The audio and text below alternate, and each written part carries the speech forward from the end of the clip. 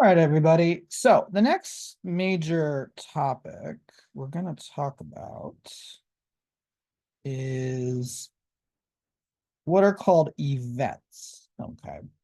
Now, what is this class even called? Well, this class is called, besides, 327, it is called interaction design, right? Or interaction design one, I guess is officially it's titled, right? But we haven't really, we did do interaction, with web development, right? Clicking on a hyperlink to go to another page or something like that, right? But since we've been doing you know, P5, we haven't really written any code that has anything to do with the user. There's no interaction. There's no pressing a button or hitting a key on the keyboard or whatever. So, I'm going to go to P5 here. And I'm just going to write a really quick script. And, here's our script. And let's make a variable called, my number. Let's make it 10. And I'm going to write something that says, let's use our new friend, the if statement. If my number is less than 20, do something. Print number is less than 20, right? And, what I'm going to do is run the code, which in this case, in P5, is literally just clicking this button and then boom, and it runs, right? But during the process, I didn't do anything, right? As the user, I just pressed the button. Actually, here, let's even do something. Let's make that whole circle moves across the page then, right? The way we did that is I'm going to have circle X, and let's make it 0, and I'm going to use the circle function, and we're going to use circle X as variable substitution. So it's going to start at X value of 0, and then about middle of the page. And then what I'm going to do is let's do circle X equals circle X plus 1. And this is happening in the draw loop. And if you remember from what you guys did for homework, the draw loop loops over and over and over and over and over again. So it's going to constantly keep adding 1. I'm also putting in this this background here. So basically what's going to happen is it's going to keep adding the background. So it's going to be background, circle, background, circle, background, circle. So it looks like one circle moving as opposed to having multiple circles. And the result is something that looks like this. Now, this is cool and all that, but once again, there's nothing interactive about anything that I'm doing here, right? Like it doesn't, other than me hitting the play button, that there's no, me hitting a key on my keyboard or clicking my mouse or any voice interaction or anything like that has nothing to do to change the code. The code will always run exactly the same way the second the code just launches by the computer, right? And so there's really nothing interactive about it. But we can do that with what's called an event, okay? What are events? Well, events are actions that your computer monitors for, okay? This could be something like clicking your mouse on your keyboard or hitting a particular button on your or clicking your mouse, sorry, clicking the button on your mouse. I shouldn't have said keyboard there, but clicking your keyboard. Maybe you click a button on, like one of those pop-up ads, right? And something happens when you click on the pop-up ad, right? So you get something that says like close exam and you click on it and then it goes to a new page or something happens, right? These are all events, okay? So an event is something that your computer or your program waits for, okay? It's actually built into the application itself. So for instance, in this case, I'm using Chrome, and Chrome will actually wait for you to do certain actions, like press your key or click your mouse, or maybe if like you leave a Chrome window open for a certain amount of time, like I don't know, an hour, you could, it'll know that, that's an event it'll check for. How long has this window been open? Okay. So there's all these events that your computer can check for, okay? When that event happens, we have something called an event handler. And the event handler's job is to say, when this event happens, let's run certain code, okay? In other words, I want to run code if and when someone clicks their mouse. I want to run specific code if and when someone hits a key on their keyboard, okay? Um, so there's different types of events. Some are user-driven events, which would be like clicking your mouse or hitting a key on your keyboard. You can even check for voice levels. So like right now I have audio input, right? I'm talking. You could check for the volume of my voice or something like that. That's essentially what Alexa is, right? And Alexa is a device that checks constantly to check to see if someone is talking, right? And then it responds. Some things might be non-user, meaning they're actually something that the computer is waiting to happen. So like when you boot up your computer or your phone, there might be events that are like, is the computer booting up? Is the power, maybe it's checking for the power. Like, do you have enough power? And if it gets below a certain point, let's say they have an event that says, is power below 20% or something like that. And if it does, maybe the operating system will automatically like lower the brightness of the computer or even maybe put it in sleep mode or something like that, right? I'm sure you guys have had something where you leave your phone on, you were doing something, you left it for like a minute and it like went into like lock mode, right? That's an event where it's like, how long has it been since someone has interacted with it? And then it did something, right? So there's all these events, and then we can write code that corresponds to that. Okay. Now, usually what I like to do if this was like an in-person class is I'm going to give you guys an example of this. You guys are going to be the computer. I'm the user. Okay. And you can play this at home if you want to. What I'm going to do is I'm going to turn off my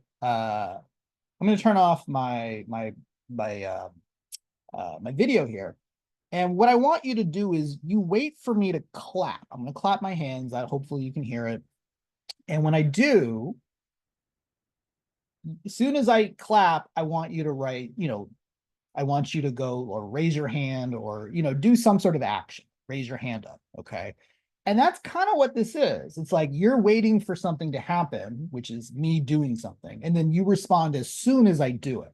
And you also respond as many times as I do it. So if I clap my hands multiple times, let's say 3 times, you would have to raise your hand for each time that I do it because you can't, you have to respond to each separate event. Okay.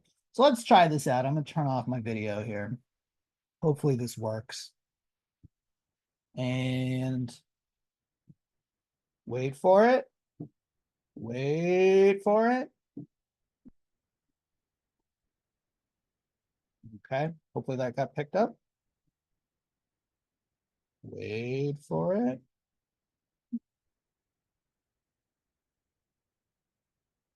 Okay. Don't know if it picked that up on the microphone, but if it didn't, oh well, I tried. You could do it with colors or me turning on the microphone. Like maybe you wait until the video comes on and then you raise your hand. So I'm doing this deliberately at different time intervals, right? And that's essentially what's happening here. Okay. So we're going to write some code. We're going to write our P5 has some built-in event handlers, okay, that handle certain things. So for instance, there's an event handler called mouse press. What it does is it waits for the user to click their mouse, and then you can write whatever code you want, okay? So I'm going to go to exercise 8, and I'm going to come in here. Now, when you write an event handler, it has to be separate from your setup and your draw. Okay, so do not, so I'm going to write function mouse pressed as such. Notice that it's not within the setup or the draw. It's its own separate area of the syntax. And then when someone presses their mouse, I'm just going to write to the console something like, mouse was pressed. All right, I'm going to launch my code. Notice that nothing is happening in the console yet because I have not clicked my mouse. It only runs if and only when I click my mouse. Okay, so my browser, in this case Chrome, is waiting for me to click, and then when I do right now, boom, then this got launched and it launched this. Okay, if I click multiple times, it's going to run that same event handler multiple times. So if I click twice, 1, 2, this is showing that it actually ran it. This number here is how many times this code has been run. So it's been run 3 times. If I click another 2 times, 1, 2, you can see it added that code twice more. Okay. Now we can, we can do some interesting things here. I'm going to stop this. And why don't we make like a variable, or what did I do here? I could make something. So like, I don't know, maybe when I click my mouse, let's make a circle. And when I click, I'm just going to put it in the middle of the page as such. Okay. So nothing happens. And then when I click my mouse, there you go. Okay, I'm going to do it again. We're waiting, we're waiting, we're waiting. Notice the circle does not get built until I actually click. Okay.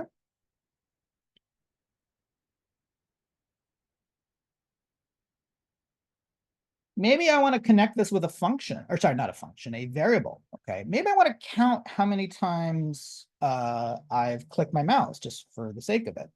So I'm going to make a variable called count, which is how many times I have clicked my mouse.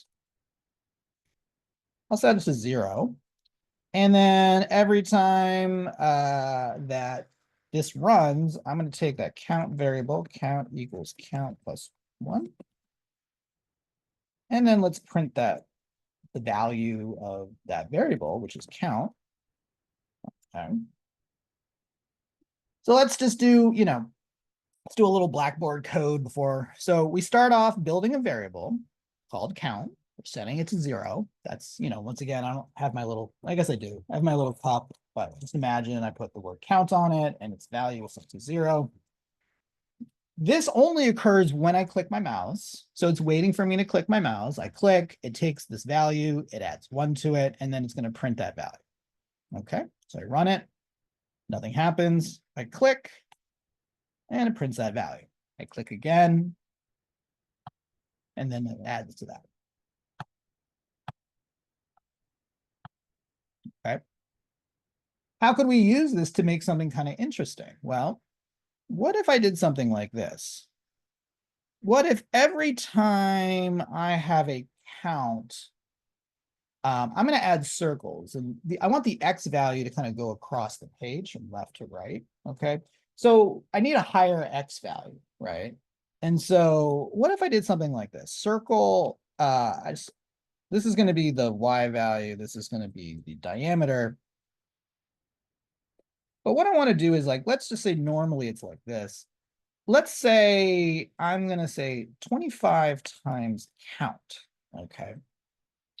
So what's happening here is it's going to add to count first and then take that value and times that by 25, and that's going to be the X value.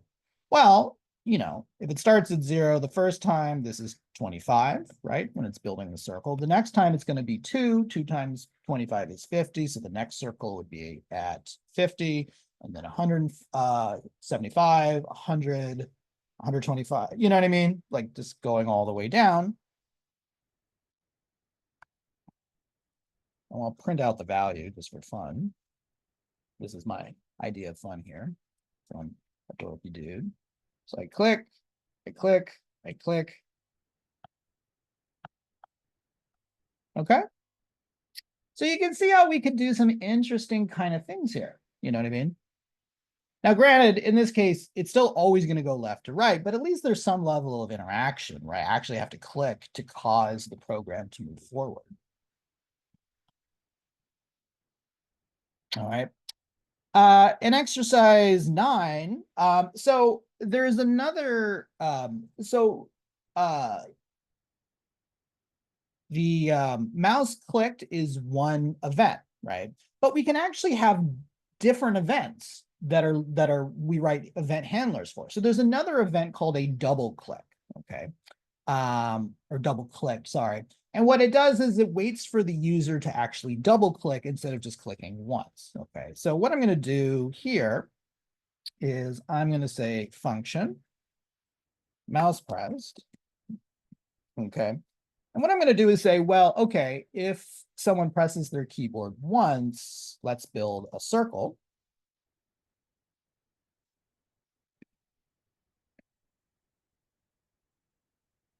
And if someone clicks twice, double clicked, let's build a square, okay? And I'm going to build this further on the right. So it's going to be like, I don't know, 250, something like that. Okay. Let's hit play. All right. So what's going to happen here is I'm going to click once. Okay. And I build that because I only clicked once. And if I click once again, and I click just once again, nothing's, oops, okay.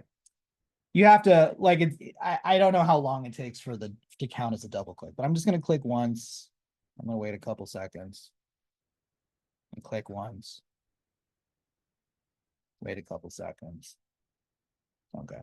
So I'm not getting that square because I actually have to double click to get that. Now, if I click twice, 1, 2, then I'm getting the square. Okay. So my point here is that I'm trying to get across is that there are different events that you can check for. Okay. Now, this kind of, once again, kind of begs the question, like, okay, I mean, yes, I told you guys how to do it, but how would you know what event handlers you can do? Well, the answer to that is most of my answers is, well, there's documentation on that. Okay.